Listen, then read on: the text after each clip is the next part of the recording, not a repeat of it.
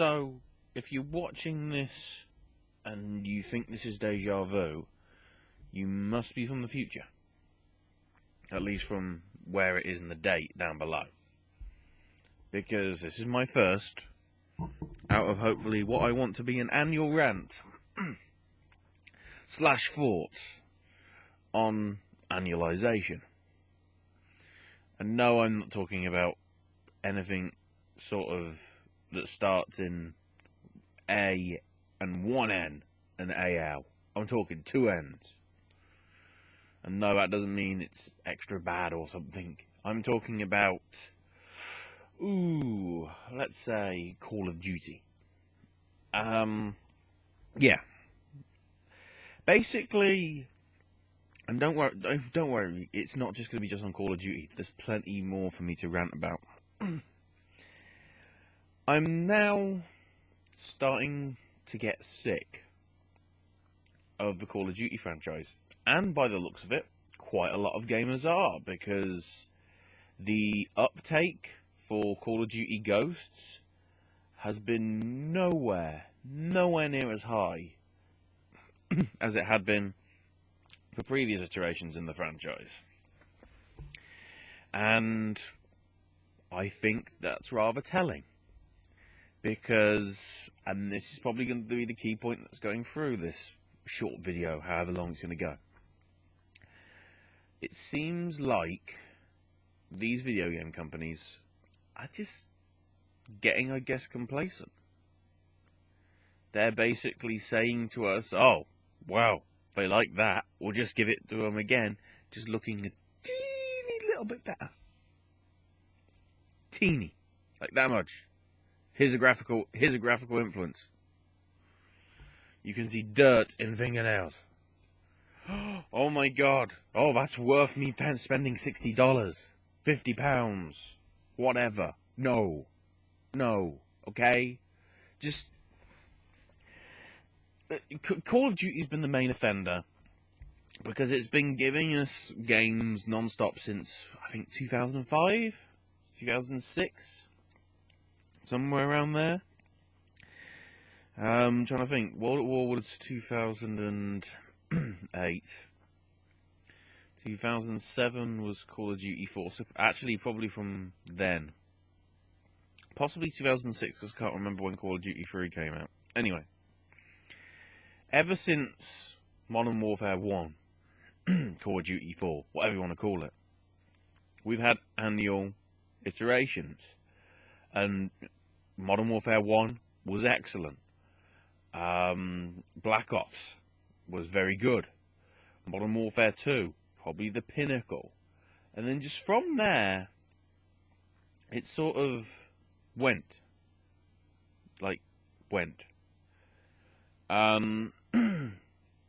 Actually, no, because Black Ops 1 was after Modern Warfare 2. I take it back. Don't worry. I've realised my mistake. You don't have to put it in the comments, but knowing the internet, you will. So yeah, World at War wasn't too bad, but certainly Modern Warfare 1 and 2 are probably the peaks of the series. Ever since then, Black Ops was good, don't get me wrong, but it just... some of the times when you played multiplayer, it did feel like just Modern Warfare 2, just with different maps and slightly different enhanced graphics. Not by much, but just slightly. Then the same goes really for Modern Warfare 3. Which may sound harsh, but it just felt to me like Modern Warfare 2. And although that could be seen as a positive, but the problem is we're 2 years on. We want to sort of see something different. So, 2012 comes, and we get Black Ops 2. And once again, it feels really no different to what we had a few years before. Just graphically looking better. That was probably the last time when graphics really stepped up. Because Call of Duty Ghosts, I will admit, I don't have. But the reason why I don't have it is because of what I played 12 months ago at the EGX Expo in London, England. Because to me, multiplayer, which is what they were pushing down your throat, because they know that's the biggest draw for the game, was, to me, it felt different because we were basically supposed to be playing on Xbox One controllers. So you did have the rumble in like the individual triggers and everything. But graphically, I was like, is this Black Ops? Is this Black Ops 2? Is this Modern Warfare 3? Because to be honest, I don't massively notice the difference. And the one thing that sort of irked me at that event was then people went and played Titanfall. And they set, and quite a few people, not all of them, but quite a few, were walking away saying, it's just another Call of Duty. And I'm like, well, one, it's from Respawn Entertainment, so expect that. But two, this is part first-person shooter, part mech thing. One of the mechs in Call of Duty Ghosts, there aren't any. And it's just, I don't know. Advanced Warfare has only got me excited for one thing, and that's two words: Kevin Spacey. But the majority of people won't give a damn about Kevin Spacey because they'll just be playing multiplayer. They won't give a damn about the single-player storyline, despite the fact it's Kevin Spacey. So, realistically, you're bringing him in just to try and get people to come back to the series, because Ghost single-player, at least from what I've heard, was less than stellar. Black Ops 2, pretty good. Modern Warfare 3, pretty far-fetched to some people, but overall critically praised. It's just Ghost really hasn't seen a lot of interest. They took a daring move. They've admitted that in the past, and it's been a middling effect, I guess, for them, because it's now getting to a point where I don't want there to be an annual game. And as I said, I'm not going to just rag on Call of Duty. I'm going to rag on sports games too. Whether it be FIFA, whether it be Madden, NHL, NBA, because realistically, if you're just talking same platform, we're not talking next gen to current gen, we're just talking on the same platform. The FIFA 14 game that we've had, we had earlier, last September, in essence, is probably FIFA 13, even to some extent FIFA 12, just once again looking slightly better, and with a few different gameplay implementations. They say it's running on the same engine, but they say it's running on a different engine, but if it is, the engine behaves quite similar completely to the stuff. And the same goes for quite a lot of EA's games, but also 2K Sports and their stuff. I can't think of any other companies, possibly MLB The Show. I don't know, because that game really doesn't get a release over here, and I don't normally play it because I'm not a massive baseball fan. Like I know quite a lot of people in North America and Japan and Mexico and Cuba, because they seem to be the nations that do the best at various other competitions that I see when baseball and softball shows up. And realistically, I mean, it sort of tells when I go back to my old stuff. Looking at I don't know, FIFA 2005 for the PS1, PlayStation, PSX, whatever you want to call it. That is the same engine from FIFA 2000. You can tell from the crowd cheering, you can tell from the way that the characters look, it just isn't drastically different. Which is understandable because obviously they're focusing on next gen. But I guess the biggest FIFA issue is FIFA on the Vita. The very first one, when it launched in early 2012, FIFA Football as it was called, basically it was, I think it was, or was it 2011? Anyway, it was supposed to be like FIFA, the equivalent of FIFA 11. And it was an average port, which most critics gave. FIFA 12, it took a while for them to admit it, but FIFA 12 was exactly the same game as FIFA 11, just with different strips and the right players. And FIFA 13 for the Vita, same again. It's only till FIFA 14 that they actually decided to implement new stuff.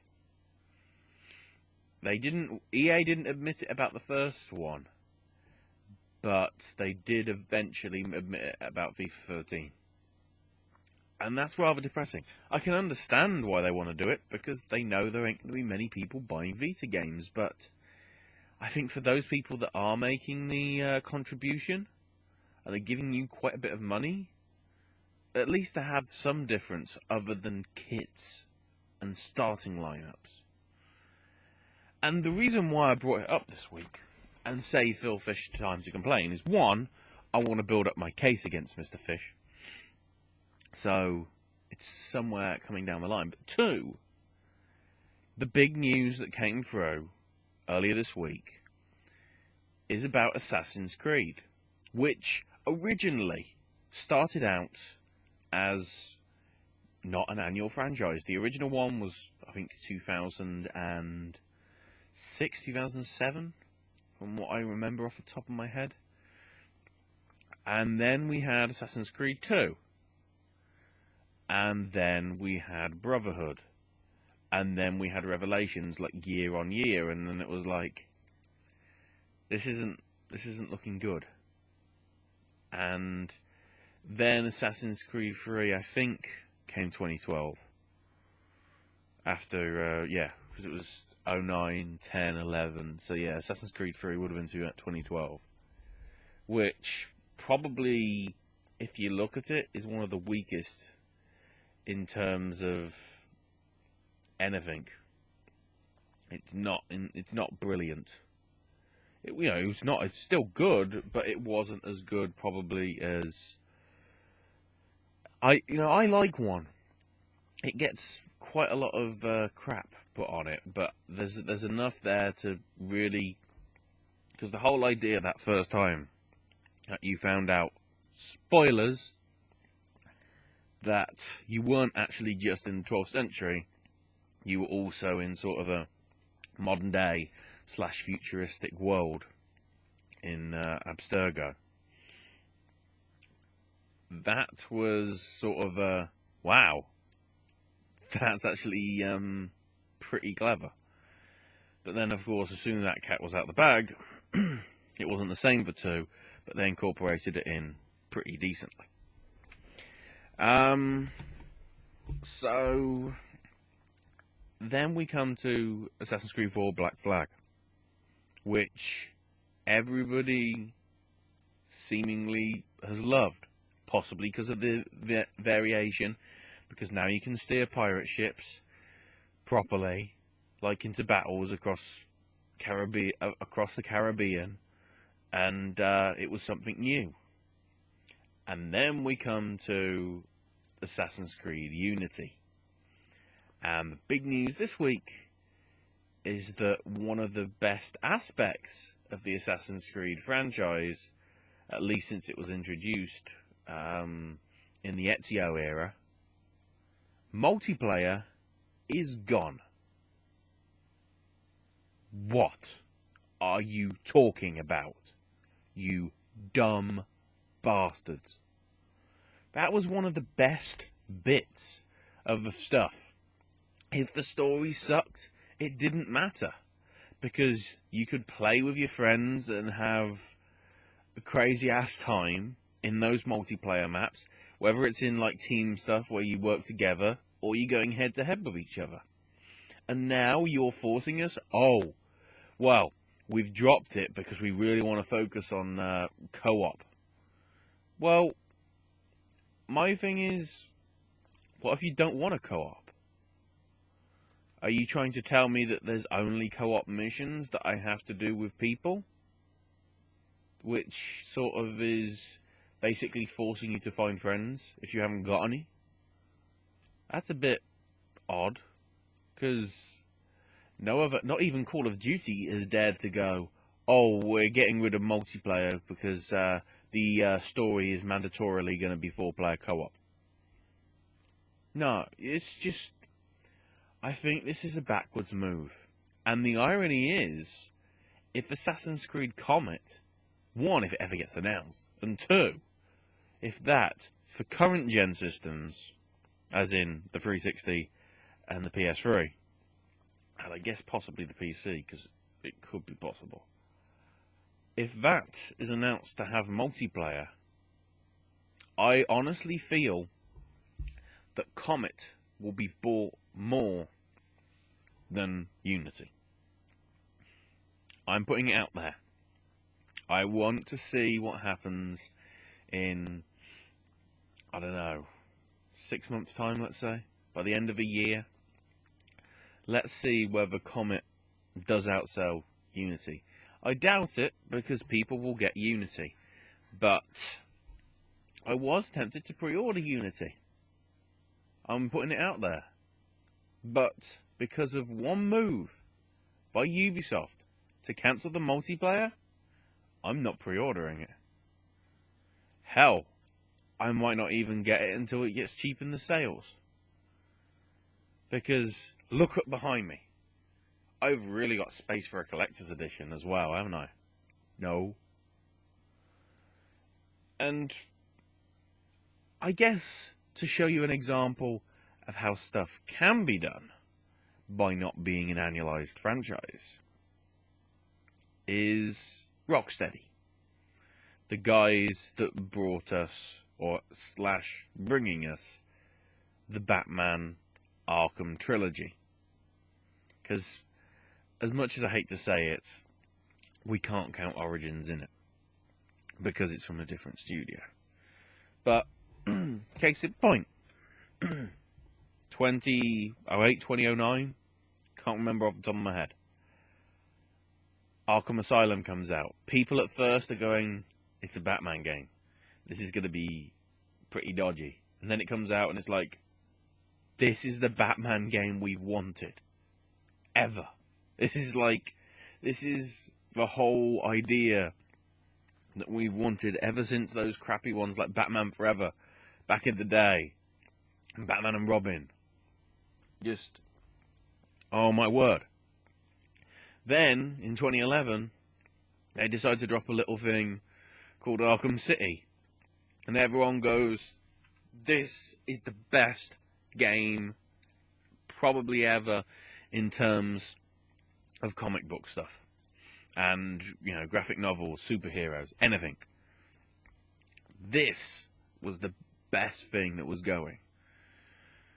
Take aside Arkham Origins, which wasn't brilliant, but it still was a pretty decent game. Aside from the fact with the stupid deal with the DLC being exclusive to certain platforms. But I've already talked about that.